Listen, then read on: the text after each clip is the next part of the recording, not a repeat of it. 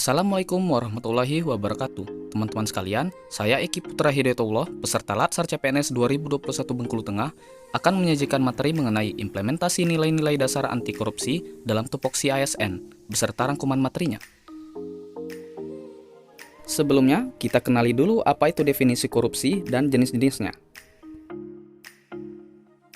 Menurut Undang-Undang Nomor 31 Tahun 1999 tentang Pemberantasan Tindak Pidana Korupsi, korupsi adalah perbuatan setiap orang, baik pejabat pemerintah maupun swasta, yang secara melawan hukum melakukan perbuatan memperkaya diri sendiri atau orang lain, atau korporasi yang dapat merugikan keuangan negara atau perekonomian negara.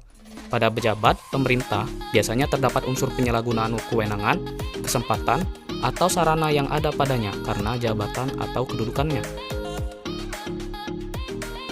Berdasarkan definisi tadi, dapat kita simpulkan bahwa korupsi adalah tindakan memperkaya diri atau golongan yang secara hukum merugikan keuangan negara atau perekonomian negara dengan memanfaatkan kewenangan, kesempatan, dan sarana.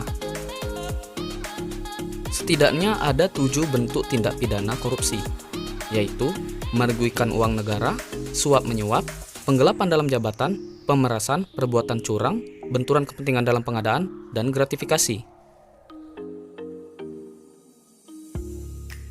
Karena korupsi sangat merugikan negara, maka kita harus mencegahnya. Dan pencegahan korupsi ini bisa kita lakukan secara preventif melalui 2 cara, yaitu 1. Perbaikan sistem, dan 2. Perbaikan manusia. Perbaikan sistem meliputi cara-cara sebagai berikut: 1. Peraturan perundangan, 2. Reformasi birokrasi, 3. Menegakkan etika profesi dan tata tertib lembaga, 4. Penerapan prinsip good governance, dan 5 adalah lain-lain. Sedangkan perbaikan manusia dapat ditempuh dengan cara sebagai berikut: 1. Memperbaiki moral, 2. Meningkatkan kesadaran hukum, 3. Mengentaskan kemiskinan, 4. Memilih pemimpin yang bersih, jujur, dan anti korupsi, dan 5 adalah lain-lain. Karena kita semua adalah agen perubahan, maka perlu kita menanamkan sikap anti korupsi. Salah satu caranya adalah dengan mengenali nilai-nilai dasar anti korupsi itu sendiri, supaya bisa kita terapkan dalam kehidupan sehari-hari. Ada 9 nilai-nilai dasar anti korupsi yang wajib kita ketahui, yaitu: pertama, jujur, 2. peduli, 3. mandiri, 4. disiplin, 5. tanggung jawab, 6. kerja keras, 7. sederhana, 8. berani, dan 9. adil. Berikut adalah penjelasan mengenai implementasi nilai-nilai dasar anti korupsi dalam tupoksi guru.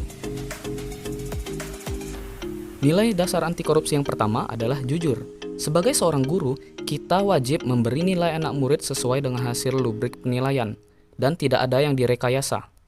Apabila anak tersebut mendapatkan skor 75, maka kita harus menulis skor 75 di raport maupun di buku tugasnya, tanpa ada yang harus ditutupi. Karena kita berkewajiban memberikan informasi yang paling benar mengenai progres penilaian maupun pembelajaran mereka. Nilai dasar yang selanjutnya adalah adil. Dalam kesempatan ini, seorang guru wajib memberi peserta didik kesempatan dan perhatian yang merata dalam memperoleh ilmu di kegiatan belajar dan mengajar. Artinya, guru tidak boleh membeda-bedakan perhatian maupun perlakuan kepada murid, baik itu dari segi latar belakang kedudukan maupun golongan. Dan yang kedua adalah memberikan nilai seadil-adilnya sesuai rubrik penilaian. Nilai dasar yang selanjutnya adalah peduli. Tugas pokok seorang guru salah satunya adalah memberikan bimbingan kepada siswa di sekolah. Oleh karena itu, apabila ada siswa yang memiliki masalah dalam pelajaran maupun luar pelajaran, seorang guru wajib membimbingnya. Ini bisa dilakukan dengan memanggil siswa tersebut dan membicarakan masalahnya secara baik-baik maupun menyerahkannya kepada guru bimbingan konseling. Dan yang kedua adalah bersama para siswa yang lain menjenguk siswa yang sedang sakit. Kita ketahui bahwa tugas guru di sekolah bisa jadi menjadi seorang wali kelas, dan sebagai wali kelas yang baik, sudah selayaknya guru mengkoordinir siswa-siswa yang lain untuk menjenguk temannya yang sedang sakit.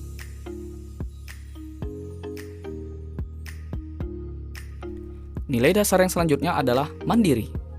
Ini bisa diterapkan dengan cara melaksanakan kegiatan pembelajaran tanpa selalu melibatkan orang lain. Seorang guru tentu saja harus proaktif dan hebat secara kompetensi dan profesionalisme. Oleh karena itu, sudah selayaknya berbagai macam kegiatan dikerjakan secara mandiri, kecuali yang memang melibatkan kerjasama.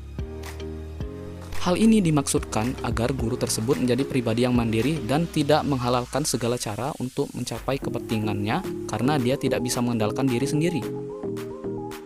Nilai dasar selanjutnya adalah tanggung jawab. Karena tugas pokok seorang guru adalah menyusun, mendesain, dan mengumpulkan perangkat pembelajaran, maka tugas tersebut harus dilakukan dengan lengkap dan tepat waktu. Ini menunjukkan bahwa guru tersebut mempunyai tanggung jawab yang besar dan melaksanakannya secara baik. Nilai dasar yang keenam adalah disiplin. Ini bisa diwujudkan dengan cara selalu datang tepat waktu dan selesai mengajar tepat waktu. Hal ini adalah hal yang harus diterapkan oleh seorang guru, karena guru adalah contoh yang baik bagi murid. Oleh karena itu, kita sebagai guru wajib datang tepat waktu dan selesai mengajar pun tepat waktu, agar kita tidak korupsi waktu.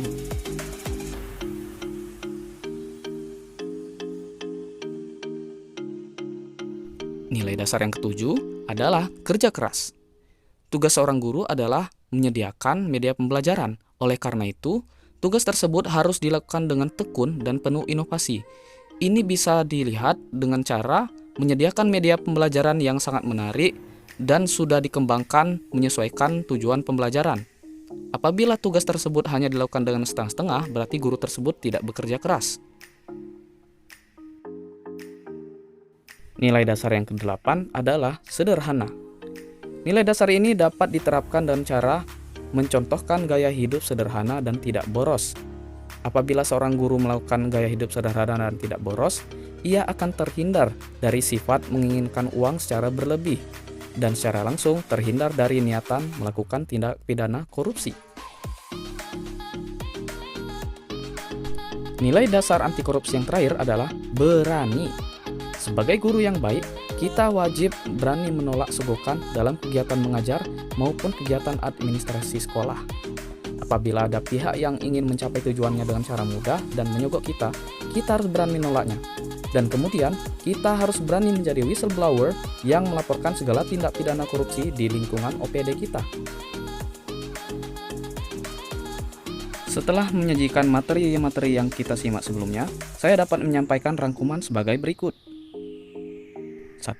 Korupsi adalah kegiatan memperkaya diri dan golongan yang melawan hukum dan mengakibatkan kerugian besar kepada negara. Oleh karena itu, kita wajib memberantasnya. Kedua, tindak pidana ini dapat dicegah secara preventif melalui perbaikan sistem dan perbaikan manusia. Ketiga, untuk memperbaiki moral manusia, maka kita wajib mengenali dan menerapkan 9 nilai-nilai dasar anti korupsi dalam kehidupan sehari-hari. Dan ke-9 nilai-nilai dasar anti korupsi itu adalah jujur, peduli, mandiri, disiplin, tanggung jawab, kerja keras, sederhana, berani, dan adil.